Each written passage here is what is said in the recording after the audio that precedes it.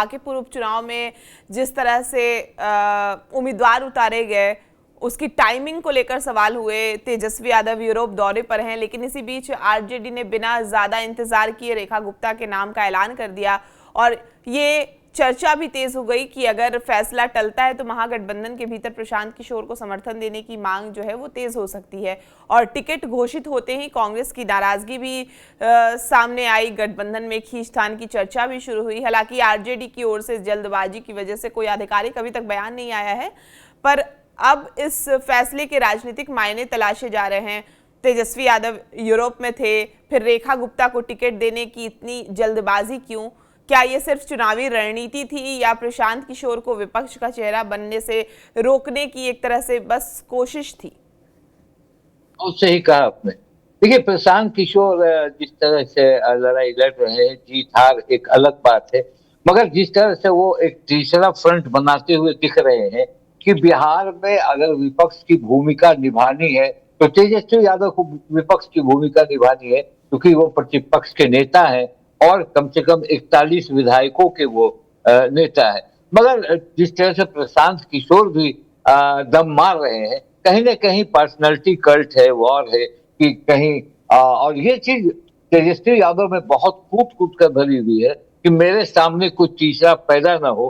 तो ये बात में है कि प्रशांत किशोर ने जब अपने आप को उम्मीदवार बना दिया, और अपने आप को उम्मीदवार बनाने की आपको एक चीज बताऊं कि यही गलती उन्होंने 25 में की थी। राघोपुर से वो चुनाव लड़ना चाहते थे, अगर वो चुनाव लड़ते तो पार्टी के वर्करों में एक उत्साह होता है, उसको देखकर उन्होंने ये डिसीजन लिया कि अगर मैं निकलता हूं तो हमारे पार्टी के वर्कर को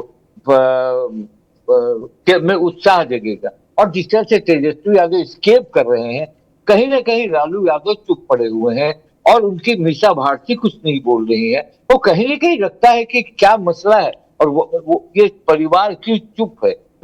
आपको देखा होगा कि लालू प्रसाद यादव किस दम से बात करते थे। ठीक है, बीमार हैं, वो अलग बात है, मगर लालू यादव कहीं भी बैठते थे तो वो विपक्ष को वो सत्ता पक्ष को आड़े हाथों लेते थे। और तेजस्वी यादव आपने देखा 3 दिन पहले ही स्थापना दिवस मनाकर वो यूरोप चले गए।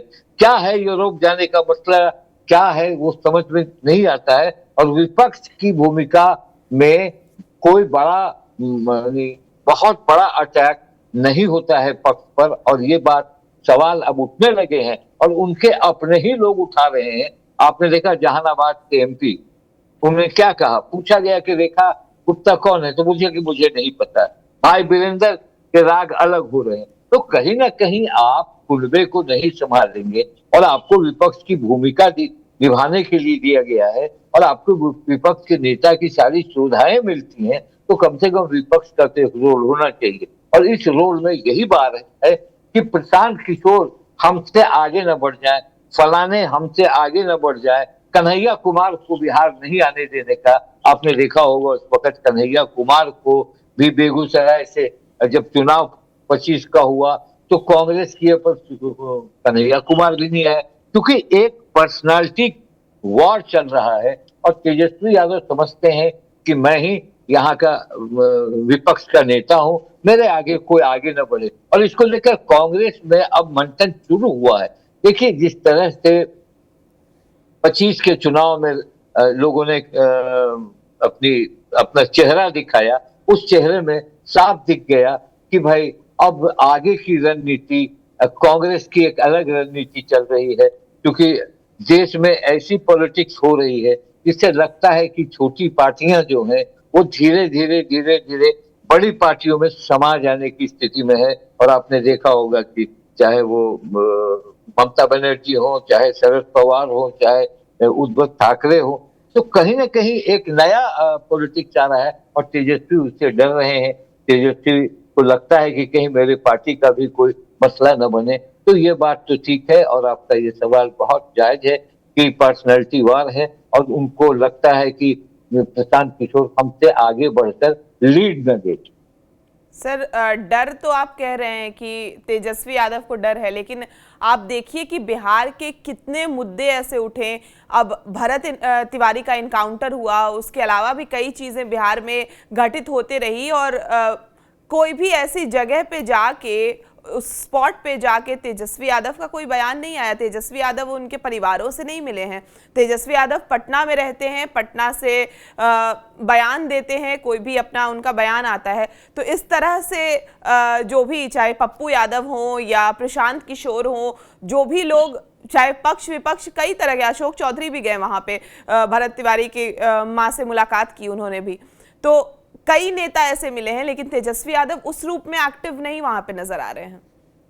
देखिए, ये पूरा परिवार जिस तरह से मुकदमे में फंसा है और जिस तरह से इनके केसेस आ रहे हैं, लैंड फॉर जॉब का मसला है, सजा जो है रिजर्व है, तो कहीं न कहीं मुझे लगता है कि उसका प्रेशर भी है। और ऐसा लगता है कि कहीं कोई ऐसे मेरे पास से मेरे केस पर असर ना हो। कहीं ना कहीं अब लोग तो ये भी कहते हैं कि कोई ट्रिक चल रहा है, मामला क्या है, और लालू भी नहीं, मीसा भारती भी कुछ नहीं बोल रही है। रोहिणी आचार्य कभी कभी ट्वीट करती हैं, और आपने देखा तेज प्रताप तो अलग ही हैं। तो मुझे लगता है कि कहीं न कहीं इस केस का प्रेशर तो जरूर है, ये स्पष्ट रूप से मैं बता रहा हूं। और इस केस के प्रेशर से अब वो लालू प्रसाद यादव थक चुके होंगे।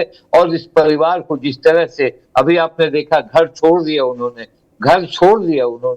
ऐसा नहीं हुआ कि घर में बने रहे। उन्होंने कहा कि भाई चलो कौन झंझट बोले, चलो घर, अपने घर चलो। उन्होंने घर छोड़ दिया, सिक्योरिटी उनको फिर जेड प्लस मिला, तो वो सिक्योरिटी अभी नहीं ले रहे हैं, नहीं लिए हैं। तो ये सारी बात तो मुझे लगता है कि तेजस्वी यादव को आप 20 का चेहरा देखिए, 20 में जिस तरह से तेजस्वी यादव दौड़ रहे थे, जिस तरह से जगहों पर जा रहे थे, जिस तरह से पॉपुलर लीडर, यूथ आइकॉन बनते जा रहे थे, वो आप देखिए धीरे धीरे ये जो केसेस आए, उसके बाद धीरे धीरे उनके परिवार में एक टूट आई। अब तेजस्वी यादव को तो परिवार भी देखना है, पार्टी भी देखना, ये सारी बातें हैं। तो मुझे कहीं लगता है, स्पष्ट रूप से बोलता हूं, कि ये केस को लेकर अब लालू यादव कुछ ज्यादा बोलना नहीं चाहते, तेजस्वी यादव भी इस तरह से बात नहीं करना चाहते। और ये आप ये बताएं, अगर रेखा गुप्ता वहां खड़ी हैं तो फायदा किसको होगा? बीजेपी को फायदा होगा ना। काहे कि अगर वहां पे प्रशांत किशोर भी है और इनको आप खड़ा कर दिए हैं, तो कहीं ना कहीं प्रशांत किशोर को जो वोट अगर मिल जाता है, आपका टोटल वोट मुस्लिम का, दलित का जो मिलता है, चाहे यादव का, और जो भी आपके वोट है वो उसे ट्रांसफर होता, तो फायदा किसको होता? प्रशांत किशोर को होता। तो ये कहीं ना कहीं मुझे लगता है कि अरे मदद वाली बात लगती है कि कहीं भाई उनको खड़ा करके, वो जान रहे हैं कि ये बड़ा बड़ा किला है बीजेपी का, इसको तोड़ना बड़ा आसान नहीं है।